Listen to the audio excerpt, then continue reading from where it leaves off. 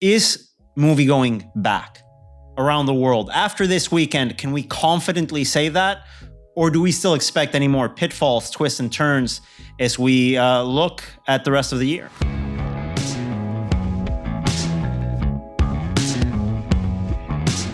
This is the Box Office Podcast. I am Daniel Loria, the editorial director of Box Office Pro, the only publication in North America exclusively dedicated to covering theatrical exhibition. Joined once again by my colleagues, Rebecca Pahle, deputy editor of Box Office Pro, and Shawn Robbins, chief analyst of Box Office Pro. This is our second CineEurope podcast, coming on the heels of the strongest weekend in the pandemic for several key markets across Europe and the Americas here in theatrical exhibition.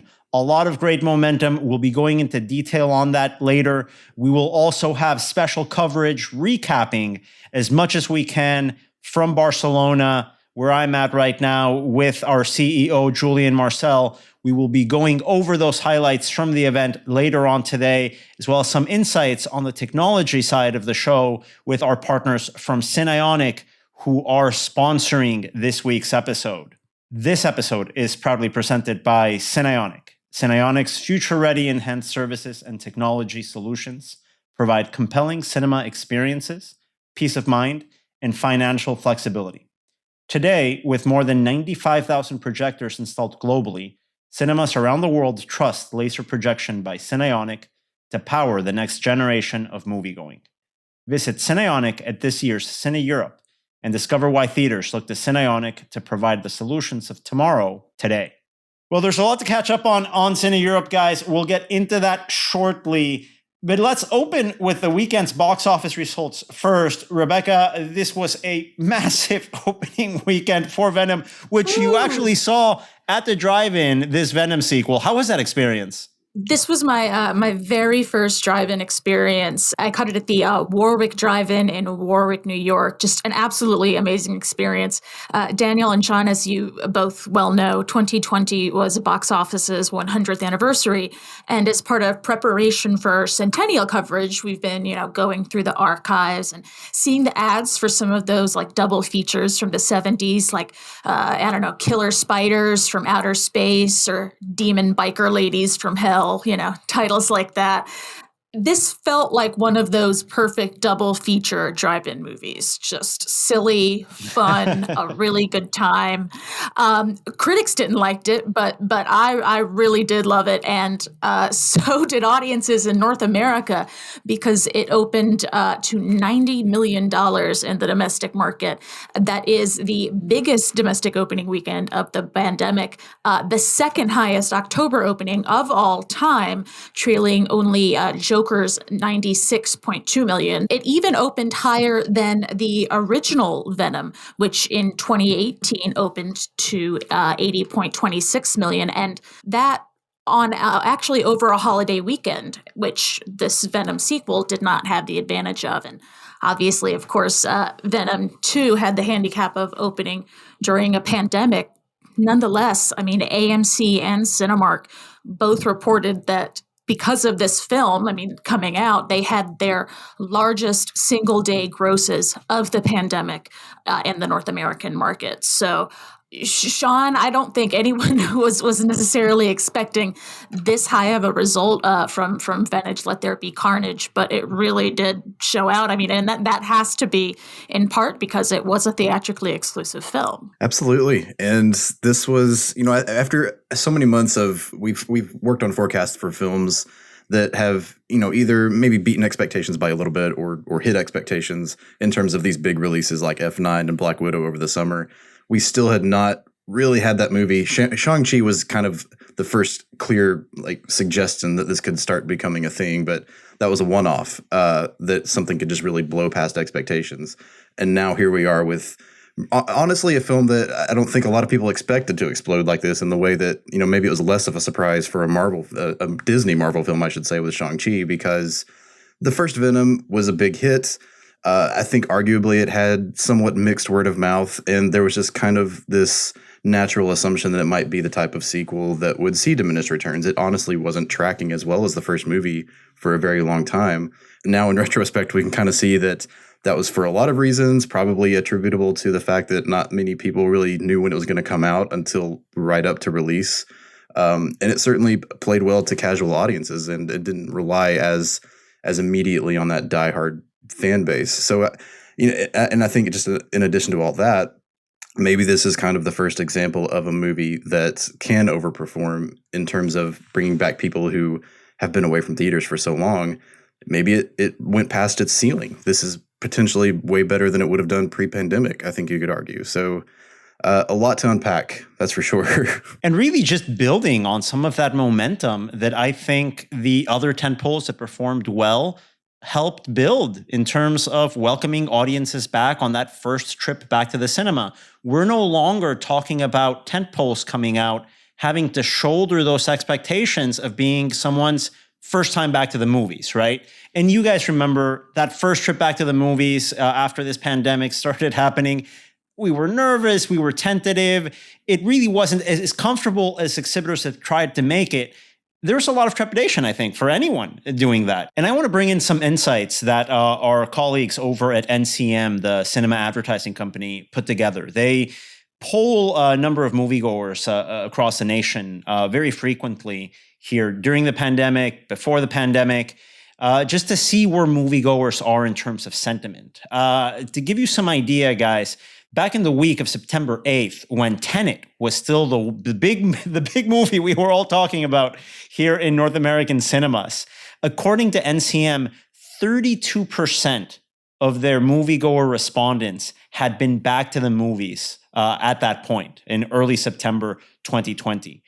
Let's fast forward to that same week, September 7th, 2021, a year later. That 32% is now 92% of respondents. That's a huge swing in people not only coming back to the movies, but feeling comfortable to come back again and again. And I really think that has to be part of the factor of why, now that we have consistency in movies coming back, audiences know they can have a good time. Audiences know and feel comfortable at the movies, and they're showing up, and we're seeing it in terms of box office. Agreed, Daniel. I have to imagine that a lot of the people who went out to see Venom, Let There Be Carnage on their opening weekend were people who saw Shang-Chi. They're like, okay, this is safe. I feel comfortable. This is fun. Waiting for a new film, kind of in that same, superhero demographic to come out, and they go out and they see Venom. Speaking of Shang-Chi and Legends of the Ten Rings, that film, of course, in its fifth weekend, finally dropping out of the number one spot to number 3, dropping to just about 6 million on around 3,500 screens. Of course, losing around 500 screens, a lot of those premium screens to Venom, Let There Be Carnage. Coming in at second place was The Addams Family 2, which opened to 18 million on around 4,200 screens. That film actually came out day and date, both in screens and then at home as a PVOD release. So interesting numbers there. That opening 18 million, not enough to surpass Venom.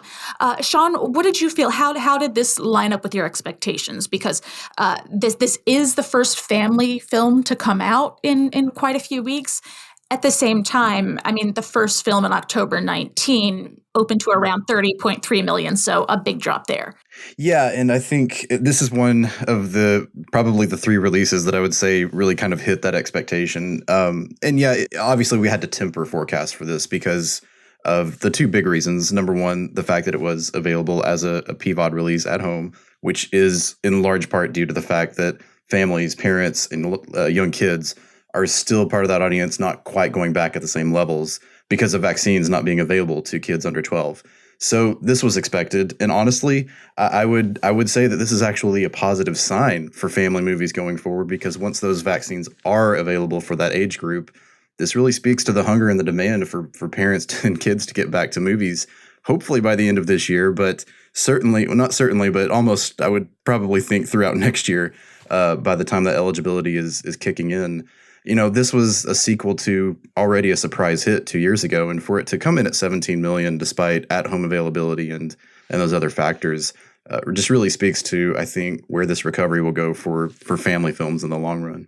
Now, Shawn, you mentioned that The Addams Family 2 is the film that kind of hit your expectations. Of course, Venom, There Be Carnage is the film that made higher than expectations. Right. So the release that made lower than expectations, we're looking at fourth place finisher, The Many Saints of Newark, opened to only $5 million on around 3,100 screens.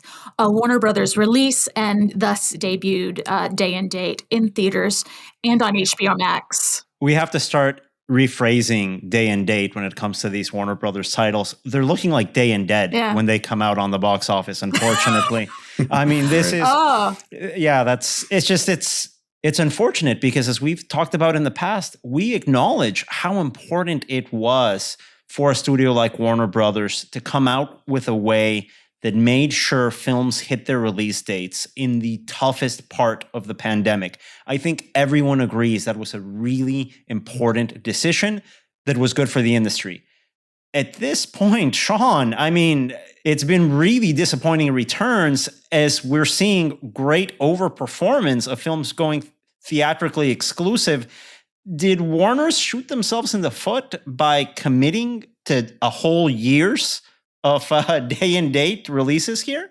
It seems that way. Obviously, the context none of us can ever fully provide because the studio and the parent company don't provide the streaming data is how well this supposedly did on HBO Max. So we'll put that aside. We all know that to be true.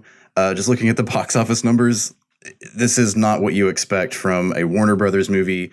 Or honestly, I think we talked about this on the last show.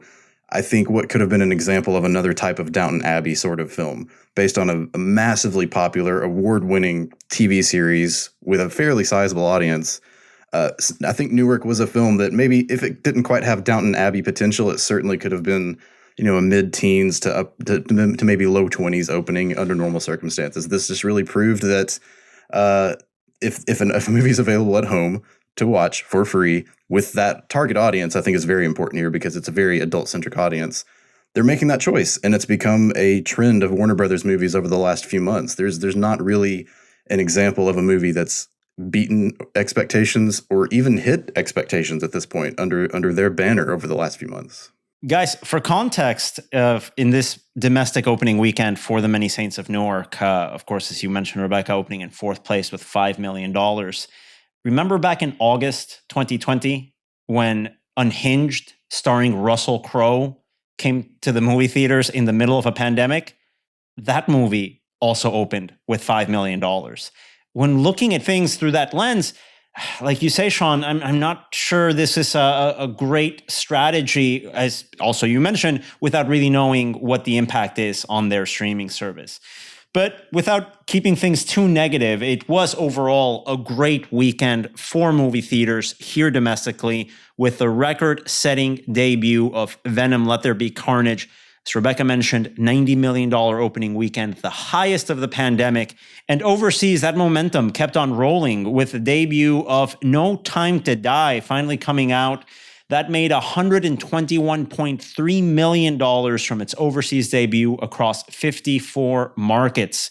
Leading the pack is the UK and Ireland, its home market, where it became the fifth biggest three-day opening of all time. Pandemic or not, it opened in fifth place ever on that chart. And it only took 4 days for this movie to become the top movie of the pandemic. It only took 3 days for the movie to become the top movie of 2021 in that market. Unbelievable results. We're also seeing great results in Germany, where it opened to 15 million. Japan, 5.5 million. Guys, Denmark, with its biggest opening weekend of all time, 5.4 million. 4.6 in South Korea. And then we're seeing these numbers really overperform predecessors like Spectre and Skyfall, with Sweden opening at 4.3 million. And in the Netherlands, a $4.1 million debut. That's the third biggest opening weekend of all time. You know, Shawn, it really makes me think, we were speaking about this before recording the podcast, that with the overperformance of Venom here, it really kind of changes your forecasting moving forward. You really have to reassess the points that you think films are going to be able to hit. Given the fact that with Venom, Let There Be Carnage, clearly a large number of people are more comfortable going to theaters now than they were in the past months. Given the performance of No Time to Die, this record-breaking performance in several markets, what's the range that you're expecting for No Time to Die when it comes out in North America this weekend? That's honestly still in flux at this point. We're recording this on Tuesday, and what happened last week, we kind of discussed this before recording, was things were looking great for Venom. They were moving up and up, and then within 2 days, it was very clear that this thing was just going to explode. We just still didn't really have a clear idea by how much. I think something like that's going to happen again with No Time to Die. I think this thing is snowballing, not just the movie itself, but overall momentum, as you both have talked about. Really, the fact that Venom domestically and No Time to Die internationally at the same time on the same weekend did so well serves as a harbinger of what's about to happen, not just this week or this month, but over the next few months with more and more of these tentpoles coming out. The discussion for many months early in this year had been, can any movie hit 100 million in a weekend at the box office this year in North America? If Venom hit 90, my goodness, No Time to Die. It seems like a shoo-in. Now, what I want to I think we all have to be cautious in that expectation because, number one, James Bond has an older audience. Venom is very heavily under 30, under 25. True. And that's the audience that's comfortable going back to theaters. Absolutely. That's a great point, Shawn. And Bond is also an hour longer, which means fewer showtimes over the weekend. But it does have potentially some of that holiday boost, not as major of a factor, given that it mostly affects kids out of school on Monday, but still maybe something to consider. I think this is just one movie we're going to have to look at and probably have a very wide range on it. Before Venom came out, it was very feasible. We were kind of looking at anywhere between 70 to 90 million. It goes without saying that range goes up now. I would say 100 million is included, but it doesn't have to hit 100 million. That's the one thing I hope everybody in the industry remembers next weekend. If it falls a little short or if it doesn't get there, this is a franchise that will have staying power in the weeks ahead, and we'll see what happens. But my gut feeling right now, before we look at the data throughout these next few days, leading up to our final forecast on Thursday afternoon, my gut feeling is that we could see something really special happen this weekend. And if that doesn't make you feel warm and fuzzy, I just don't know. and you can read Shawn's final forecast on our website, boxofficepro.com, on Thursday afternoon, where Shawn is going to be looking not only at that opening weekend for No Time to Die, but that sophomore frame for Venom, which is going to be interesting, guys. I think we all have question marks. We expect a drop, obviously. How big of a drop, considering that it's theatrically exclusive? So don't miss that column Thursday afternoon on boxofficepro.com. Guys, that wasn't the only bit of big news overseas. We can't forget the tops. We can't forget the world's top box office market, China, where a local film, The Battle of Lake Changjin, opened to over $200 million last weekend. That's a fantastic figure that includes $12.9 million from IMAX screens. Rebecca, I think you mentioned it earlier. IMAX coming in with its highest opening weekend in a long time with 30 million from the entire global market. Fantastic results, really, left and right. Let's close up this side of the conversation before we go into our CineEurope portion of the podcast. Is moviegoing back around the world? After this weekend, can we confidently say that? Or do we still expect any more pitfalls, twists, and turns as we look at the rest of the year? There are always going to be pitfalls and twists and turns. I think, we've used the phrase ebb and flow a lot over this last year and change, and it's still going to be that. You look at something like Dear Evan Hansen or Many Saints of Newark that are underperforming. But that said, I think if something that is expected to do well, like maybe say a big budget spectacle like Dune, if that does underperform, it doesn't mean that the entire movie-going, theater-going ecosystem is somehow dead or doomed or something like that. That's natural. It's going to happen. Yeah, I would echo the same thing. I think we have to also just kind of take things on a movie-by-movie basis. We're we're still looking at the fact that several markets, or probably more than several, but in terms of where vaccinations stand in some countries, nothing is the same. No one's really on the same level. I think that's just something we have to continue watching into 2022, and that's just the reality of it. But at the same time, I do think in some ways you can look at this performance from No Time to Die and say that in a large way, moviegoing is back, but it's still in the recovery process, and we're just kind of moving to the next phase of it. This is something the three of us have always talked about being, a multi-phase situation in terms of we get a few people here, then the next wave of then the next wave of movies comes out, and then it just kind of builds from there. And we're in the process now of getting to where it's an almost weekly basis. By the end of the year, I think we'll continue to see more and more improvement. It's just about getting through this fall season, I think, that will really be important in a lot of ways. Yeah, it's about market by market, and also, as you mentioned before, Shawn, demographic by demographic in terms of who's comfortable coming back.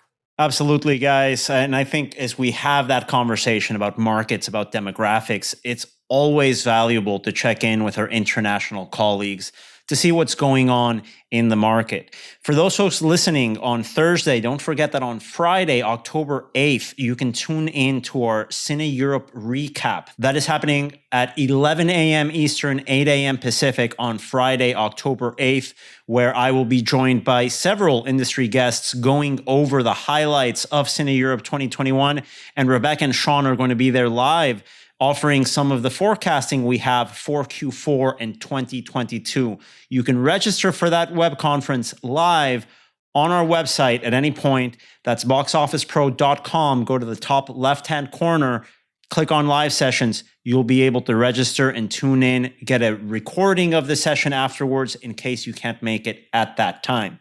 Now, if you can't make it to that web conference, good news, we've got a big CineEurope recap here with a couple of industry guests. Rebecca, Shawn, thanks so much for joining us once again here on the Box Office Podcast. And now I will turn it over to the CineEurope portion of the program. And welcome, folks, here for the CineEurope portion of this podcast. I'm here in Barcelona. Rebecca, unfortunately, you're still in New York, although I have to tell you, when I landed here, rain. Not what you usually associate unless you're a big My Fair Lady fan. No rain in Spain on the plane. Is that the reference there? Yeah, that's what I was going for. Yeah, I'm trying to remember it, but movie people. # movie people. Yes. But no, it's been the typical bagels and pizza here in New York. But I'm excited to hear from you about what's been going down at this first in-person CineEurope since the onset of the COVID-19 pandemic. Obviously, there was one last year, but it was digital and you didn't have that in-person component that's so important for events like these. Let me tell you, Rebecca, the focus of the event, I think, can be split down to two main topics. Number one, the importance of local content. That means national films from a specific country to take place of those times when the quote-unquote Hollywood tap runs dry. So whenever a studio pulls a release delay or decides to take something day and date, as we spoke about with Phil Clapp and Laura Ogat last week, that has a ripple effect in global markets. And Europe experienced that firsthand last year. They reopened, they were ready to go, but U.S. studios just weren't ready to release films without United States theaters being open. And what we saw in Europe in the latter half of 2020 was that the countries with strong local cinema industries, a strong slate of local productions, were able to take the reopening at a different pace than those that weren't. So countries like Russia were able to really get back on track faster than other countries because they had that. Countries like France, once they were able to be around and release local films, they were able to do that. That early film from Spain that hit during the pandemic and broke a ton of records, Padre no hay más que uno dos. And I mean, that was early in the pandemic. And obviously there's been a lot of back and forth reopening and closing across different markets in Europe. But have those stories continued to emerge throughout the entire breadth of the pandemic? Are we still seeing those stories of local success titles even now? I think we are, obviously, with the complement of a consistent slate of releases. This event is coming on the heels of No Time to Die, setting attendance records in many countries. That's pandemic attendance records.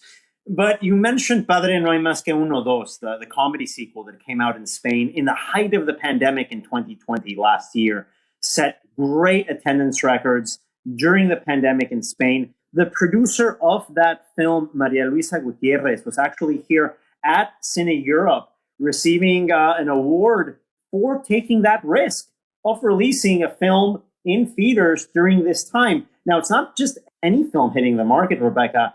Padre No Hay Más Que Uno was one of the most successful comedy movies in recent years in Spain. And they didn't hold the sequel. They released it. I think it was, if I'm not mistaken, it was the top grossing movie, the original, in 2019. They had the sequel ready to go. They could have waited to 2021, but they didn't. The producer, Maria Luisa Gutierrez, coming on stage, speaking with ComScore's Arturo Guillén about her decision to release a movie. The background here was fascinating. Maria Luisa comes up and says that she was seeing how Spanish cinemas were suffering. And she knew that as a film producer, she had a winner in her hands with this sequel. And that if they didn't do something, the movie theaters that they needed in 2021 might not be there if they waited any longer.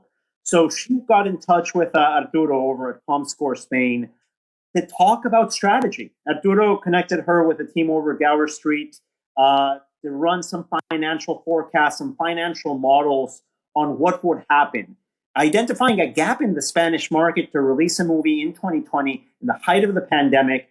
And Maria Luisa said that what she got in response was, quote, "You might die. This might completely kill oh your my film. God. It could have backfired completely. Yeah, it might set you back entirely, or it might be a massive hit. So you're taking a massive risk. It's going to be all or nothing." And fortunately, the producer alongside star Santiago Segura, who's also a producer on the film, they decided to take the risk because they knew that cinemas in Spain were taking a risk by staying open, and they did it to great success. Yeah, I think that's interesting, but how does that apply to us? You have a film, a local production in Russia, for example, doing particularly well. Well, we wouldn't screen that title, so it's not relevant to us. But I think it really speaks to the wider issue of the diversity of content. It's an important lesson for American exhibitors as well. And part of those speakers talking not only about local content, but the rise of specific markets because of local content are exhibitors from Russia. Olga Sinyakova, the CEO of Karo Cinemas, who we've had in the podcast, I believe it was in 2020 when we had them on. She shared some great insights about how Russia was able to leverage the success of their own films with recent releases. We know that Venom came out, what was it, last weekend? It did over $13 million in that. It hit 1 billion rubles. I don't know the exchange rate, but $1 billion that's pretty rubles good. Sounds better than $13 million. That sounds awful. Yes. Go with that. Let's say that one. Russia really emerging as a top European market because it's a fascinating story. It's a balance, right, Rebecca? Being able to have these big Hollywood blockbusters, and during those off weeks, those in-between periods, having a pipeline of local content. Now, that's a challenge for some markets in a way that it isn't for others. As you remember last week, Phil Clapp saying in the UK that shares a language with the United States, that line of what is local content for the UK, that line is blurred. And that's something that... is James Bond local content for the UK? That's a real question. It's actually a question that Serena Gill, the head of film at Everyman Media Group here at CineEurope, brought up. How do we consider films like Downton Abbey, films like No Time to Die? Are they local content? So that line is blurred. And one of the big changes from the pandemic that I think Serena was able to share from Everyman's perspective is that the UK film industry is acknowledging that issue today. And I think we're going to see some changes when it comes to local productions. I got to ask you, what are the conversations around windows that are happening at CineEurope? That's something that's very much outside of exhibitors' control. And really, it's something that's outside of distributors' control. These are decisions that are being taken by massive media conglomerates for several different reasons. But what exhibitors can control is how they position cinemas for the consumer.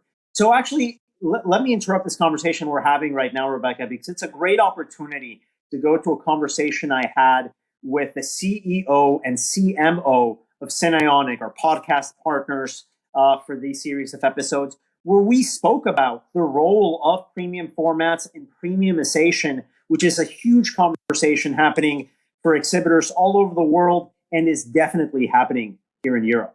We're here back at CineEurope from the Cinionic Laser Theater, speaking with Wim Buyens, the CEO of Cinionic, and Carl Rijsbrack, the CMO of Cinionic. Guys, thank you so much for joining me. It's been a really interesting week getting insights from the European exhibition industry. I think we turned a corner with the release of No Time to Die and Venom, a lot of momentum. So let me start with you, Wim. We spoke about it a little bit at CinemaCon last month, but let's expand on how you think premium technology, like the ones offered by Cinionic, are helping drive the cinema recovery effort with audiences today. Well, like we stated before, it's important when somebody gets out of the couch going to the theater that it's special. Mm-hmm. Premium helps to bring that special experience there so that they really know why they're going out of the home and what they paid for and the fact that they're coming back. So premium is definitely on top of mind of every of our customers. And that's also why we've been very successful in those conversations. It's often an important conversation because it's their bigger screens.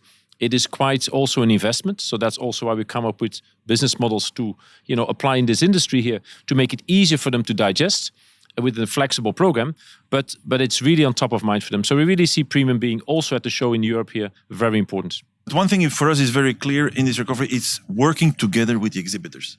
And I think that's a very important position that we take, making sure that we enable the exhibitors to have sufficient material, to have sufficient visual messages, one-liners, whatever is there, to actually make the combination between what you're going to get and what actually the experience is about. So we're doing this in multiple ways by promoting content that is visible in the Cinionic giant screen, but also helping some of our customers by linking the message with, for example, laser projection. Right. And that's what you have seen before at CinemaCon, where we're doing this now with Cinemark in the US, where we kind of make the connection between the experience, the image on the screen, and what the user is going to get, to allow that differentiation, but also to improve the experience and get that connection going. Because people are making that connection to say, this is what I'm going to get, I'm going to go back to that. So we have a role to play to educate and to differentiate in that matter. And that's something that Tim Richards from View International was talking about at the executive roundtable here at CinemaCon. How the premium, most expensive screens, that's not a 365-day-a-year business, right? It's a situation that helps with opening weekends. The idea here is to make every screen special. And I think technology like laser is an opportunity. And we're seeing that, I think, from your perspective at Cinionic. A couple of years back, when you guys decided to go all laser. For a projector company, that was a big bet. And now, what are you seeing some years later from that decision in terms of the pickup from exhibitors, both in new builds and remodels, going to laser? Well, it was more than 7 years ago we launched the first laser projector, and more than 10 years ago we did a real investment at that time. I think it's been a tremendous learning. And as a technology company, you need to experiment and learn. But really fast forwarding to today, we have a huge amount of followers. It's really, we listen to what the customer wants. How can we drive the total cost of ownership down of running a projector? And how can we have a more stable, better picture quality by changing technology from lamps to laser? And that promise is 100% fulfilled. So we've been very happy to be able to invest and make those things come through, because not everybody's been able to make those steps we see. But at the same token, our customers are really following us in a huge way. More than 25,000 projectors already today are fully laser. And the next couple of years, it is really expanding very, very fast. And it's about getting that regular moviegoer at any screen, not just the best ones, to see that difference from their couch, right? Exactly. And Carl, one of the things that Cinionic is doing that really struck me is this campaign you launched with Cinemark, where you've already been communicating in your role as a marketer with the exhibitor on the benefits of laser. And now you're actually taking that message to the audience and helping them distinguish on what they're going to be seeing in a big screen than at home. It's something I always talk about. My friends, they know what HD TV is. They know when they buy a 4K TV, they know that is. Now Dolby's done a great job in saying what Dolby Atmos is for the consumer. It looks like Cinionic is doing that with laser projection when it comes to the moviegoer. Yeah, well, I think we did some research ourselves, and we discovered that there is a real need for understanding on what that experience on the screen is all about. There was this kind of a missing gap. How do people connect that with what is behind that? And we believe now with our strong belief, our strong portfolio, and our full all laser, that connection can be made. So we kind of made sure that we can make that as a differentiation, but also for the exhibitor world, but also as a recognition for the moviegoers to understand this is what I'm going to get, this is what I'm looking for, and that technology is what enables this bright, brilliant, vivid color image. That's what it is. So it gives that feeling of understanding. It's like when you really know what you're going to get because you've experienced it. And we felt that when talking to women, when we first started, they said, we only have one objective, guys. Bring butts in seats, you know? We are not here to just make great projectors. We are here to bring butts in seats. And if you want to bring butts in seats, you just don't talk about technology to yourself. Right. You have to step out that way. So we drew this with our partners exhibitors because that's the key. All right? We're not all shouting on our own. We want to make sure that our partner exhibitors are equipped, are supported, get all the necessary messages around it, and that we can actually reach the moviegoers and make them actually understand what they're going to get. And I think that's where both the technology helps, but then some marketing tricks always help in that same sense. And it's connecting that line, right, from the exhibitor knowing the benefits of the new technology, taking that risk with the providers, and then finishing that loop with a consumer, saying every screen at a cinema is a special screen. It's something that I believe it was one of our colleagues at AMC, if I remember correctly, it might have been Ryan Noonan, their VP of Communications, told us at a webinar we did that every single screen at AMC, even their smallest screen, is better than the best home entertainment theater at home. And that's what we have to start promoting. Not just the best screens in cinemas, but every screen at a cinema.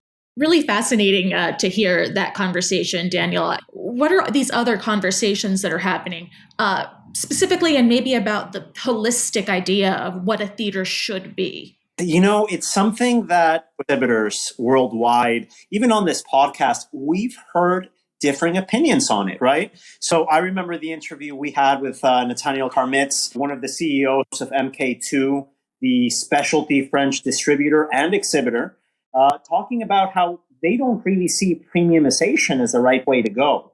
They want to make movie going accessible for everyone and not go into the premium amenity conversation. If you remember at CinemaCon, Rebecca, Chris Aronson, the head of domestic distribution at Paramount, that's something he spoke about as well. Making movie going accessible for as many people as possible instead of making the movie going experience something that's divided into the super ultra class and the entry level ticket.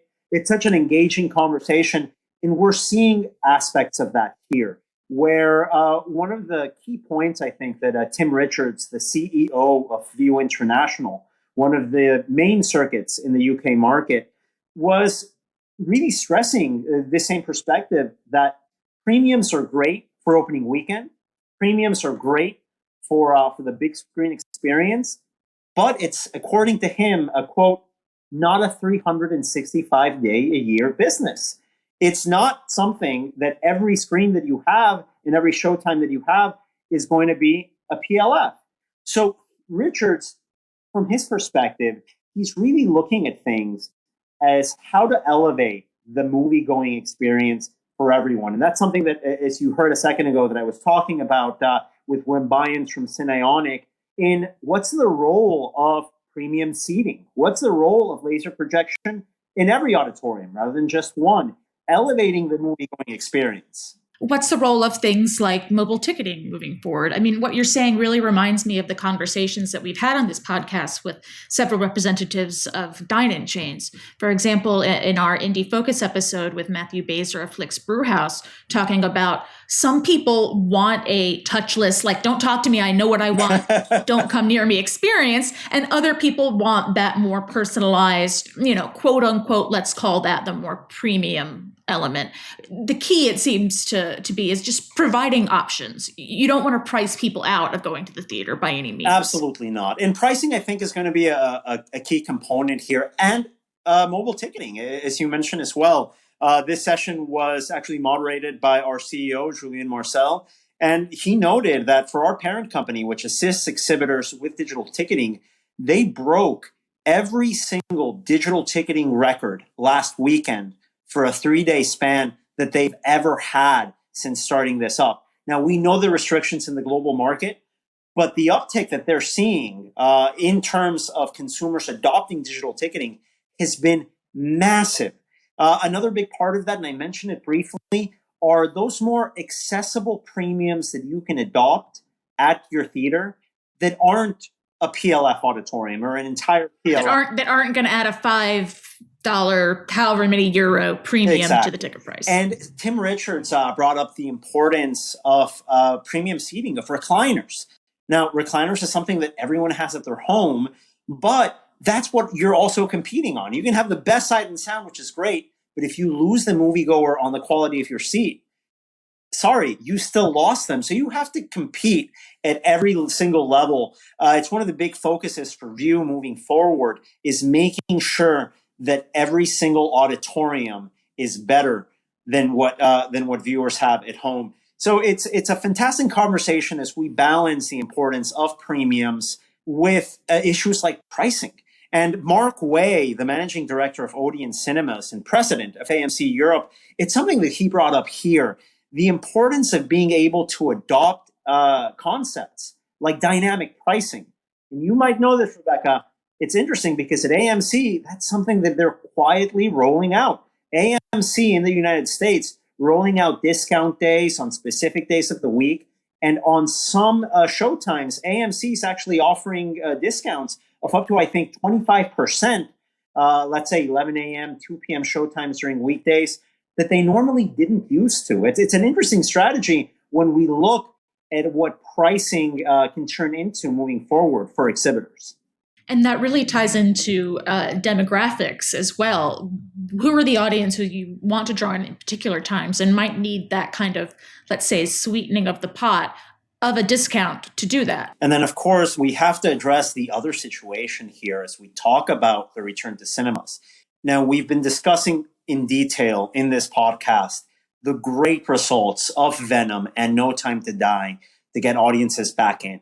And something that Andrew Cripps said in a panel here, he's the president of international theatrical distribution at Warner Brothers. He had a really interesting quote during one of his panels. He said that, quote, people are ready to see blockbusters at the movies. We know that. The question is, are they ready to see anything else? And that's something we've discussed a lot in our box office coverage.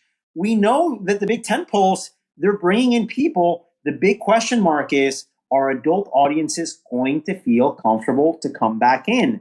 And there was a good insight here from Anna Marsh, the CEO of Studio Canal, one of the big sort of European distributors and studios, where she brought up the example of a local title in France called Back North.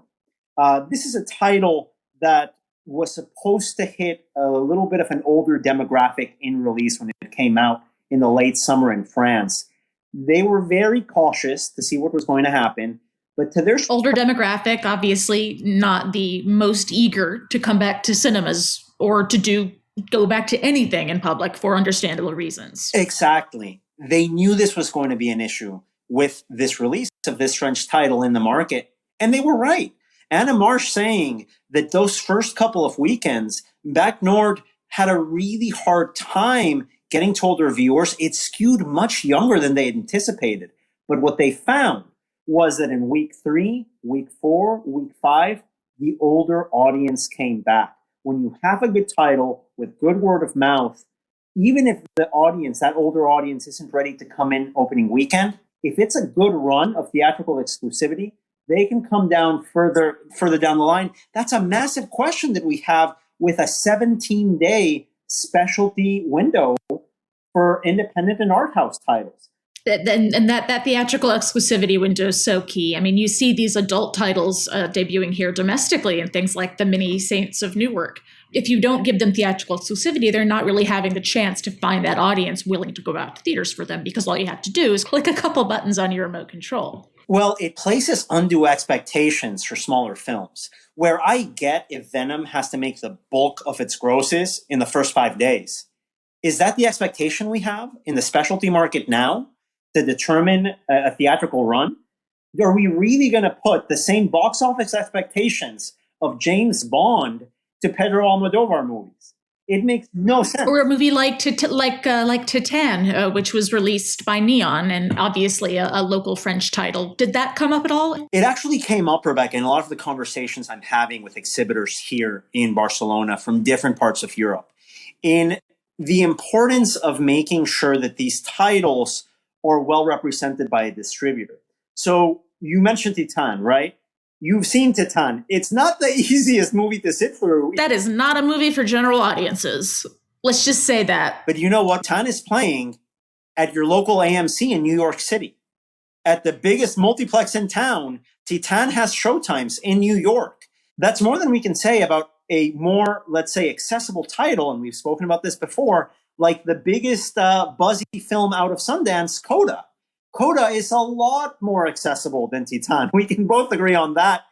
But because of the release strategy from Apple, it was really an afterthought for a lot of audiences outside of a very specialized limited release in some independent cinemas. So we have a situation where a title like Titan ends up being a lot more marketable and accessible for cinema goers than something like Coda in the United States. That's just insane to even think about, but we're seeing the ripple effects of these strategic decisions from distribution having an impact in the marketplace. And we're getting to the point where filmmakers are going to have to start balancing these scenarios when they decide to sign with a distributor during a festival. And that brings up something very interesting that happened this week. I am so fascinated by this. Speaking of Neon and speaking of innovative theatrical release strategies, we are talking about the film Memoria from director Pisapong Weerasethul, obviously a director who's had great success on the art house market before with films like Uncle Gunmi. This film is being released. It's almost like a new school version of a roadshow release from American distributor Neon, where it's bopping around from one theater, from one city to another at a time. The quote that we're getting from Neon, the elevator pitch for this, is that it is having a theatrical exclusivity window of forever. It will be in theaters. It is not getting a home video release of any kind. So you have to see it in theaters. And hopefully, and some negative feedback I've seen to this, which makes sense, is that you would have to live in a city that has an art house theater that would screen Memoria to see the film, which a lot of people don't. So that is a component there. But I think it's a fascinating release strategy. But you know what? The flip side here is this is Neon handling this release domestically in the United States. Neon was able to take a film like Parasite and through theatrical exclusivity, not only win a Best Picture Oscar, but make that title accessible to a number of audiences in the United States that it maybe wouldn't have had access to. I think this is a fascinating marketing move because that's what it is. It's not really a distribution. It's a bit of a marketing move. And I have a lot of confidence in Neon being a distributor to take something like this on. They've got the bona fides in distributing hard to market titles and getting them to a wider audience. So I'm excited. Giving them time, giving them space. Absolutely. But on the flip side, I have to tell you, again, Tim Richards from View International, he's looking at this shorter theatrical exclusivity window, something that he said during a panel here at CineEurope. He actually believes that a shorter theatrical exclusivity window is going to make it easier for more major multinational circuits to screen more independent titles. We'll see how that goes. And maybe, I don't know, maybe that's one of the reasons why we're seeing more circuits like AMC's, like Cinemark's, like Regal's, take on some of these smaller films and give them a bigger opportunity at the multiplex. We'll see where that goes. But as you mentioned, Rebecca, questions around theatrical exclusivity, what the impact is going to be. still at the forefront of everybody's minds. Everyone likes to frame this conversation, and we're guilty of it too, we have to admit, as a distribution versus exhibition question, right? They're at odds again. What's happening with the windows? But something that Paul Higginson, and he's the EVP of EMEA over at Universal Pictures International, something that he said here at CineEurope really echoed. The most difficult relationship right now, according to Higginson, is not between exhibition and distribution. It's with the moviegoer. We're in a situation where most moviegoers around the world have spent at least 18 months without going to the movies. That's a massive marketing challenge that both distribution and exhibition share. They share that burden, and they're going to have to find a way to work together to overcome that obstacle now that movie theaters are open, now that movies are sticking to their release dates. So I think that's the big question that I'm coming out of CineEurope with. How are distribution and exhibition going to collaborate to reconnect with that global audience that hasn't gone to the movies that often? That's what's at stake, I think, for the rest of this year, not only with the big blockbusters coming out, but with the awards contention titles that we're used to seeing in the winter months. How are audiences going to turn out? How is distribution going to address these challenges? How is exhibition going to market moviegoing to get that audience back in? Thanks so much for those insights, Daniel. Really fascinating and certainly things that apply to the global exhibition industry. This has been the CineEurope edition of the Box Office Podcast, presented by Cinionic. The Box Office Podcast is produced by the Box Office Company and Record Edit Podcast. Tune in next Thursday for another episode of our show.